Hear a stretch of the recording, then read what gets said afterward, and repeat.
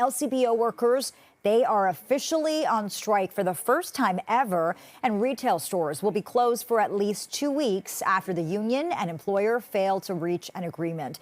CB24's Courtney has more from one of the picket lines in our city.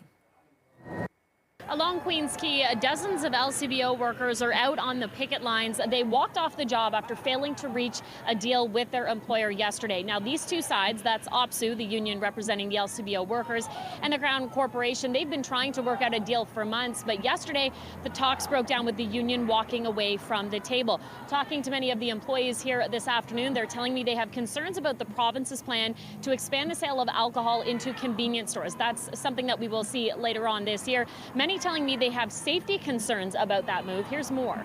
I don't mind. It's not frustrating. I can understand these people too, right? Even is this thing going with the every job nowadays, everybody is like a little bit frustrated because the works are getting slow nowadays. It's with every field of job right now. It took me almost 10 years to make full time. Actually, a little over 10 years now that I think about it, and included doing some seasonal, which we call fixed term, but that's seasonal work, no guarantee of being hired on, and then was kept as a casual, as we call it, which is basically unsecured part-time work.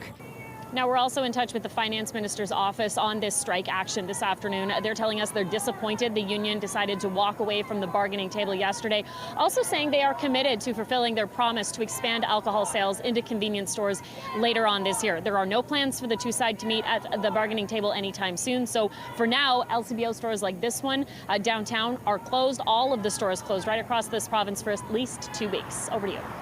And that was Courtney reporting. And for more on this story and the impacts, I'm joined by Josephine Rattan, Director of Policy and Government Relations with the Ontario Restaurant, Hotel and Motel Association. Thank you for joining us. This is the first strike in the LCBO's history. Let me begin by getting your thoughts on this job action. Well, I mean, at the end of the day, the hospitality sector has been devastated over the past few years because of the COVID-19 pandemic and the repercussions from that. And so right now we're dealing with a lot of inflationary pressures across the sector related to, and this is impacting their operations, which includes food, wages, repairs, utilities, everything is going up.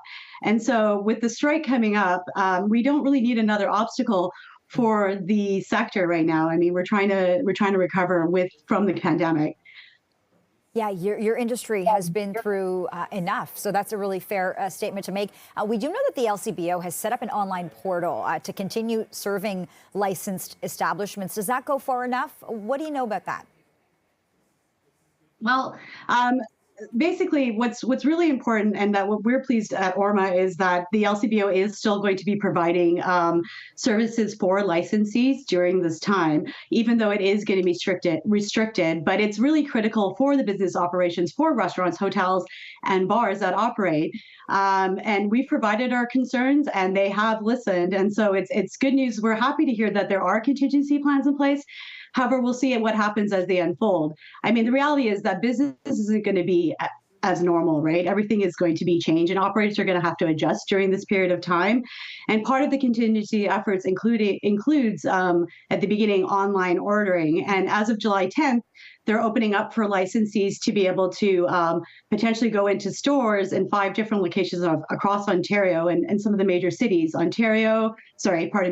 Mississauga, Toronto, London, and a few more. And basically, we don't know yet where they're going to be opening and how that's going to be in place, but it'll be interesting to see what happens. We know that there will be potential challenges in terms of the availability of the number of SKUs for licensees, because from our understanding, they are going to have to reduce the availability of product during this time. And so how that's going to impact restaurants in the long term, I guess we'll see. The other thing is, because the contingency plan requires licensees to order by the case, this could have an impact on some of the smaller businesses who may not be able to buy an entire case of the product to service their restaurant. However, the LCBO has stated that after the strike rescinds, they will be willing to take back those purchases. But in the meantime, it's how these small businesses are going to try to operate during this time.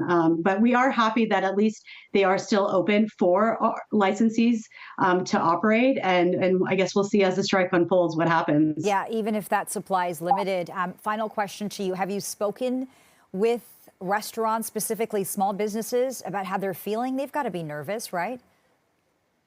Yeah, I mean, restaurants are nervous. And like I said, it is going to change their operations. And I think they're in the process of trying to navigate now what this new normal is going to look like.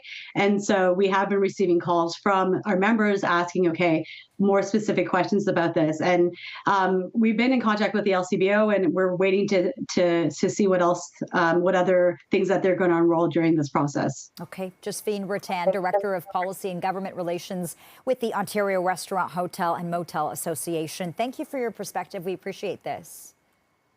Thank you so much.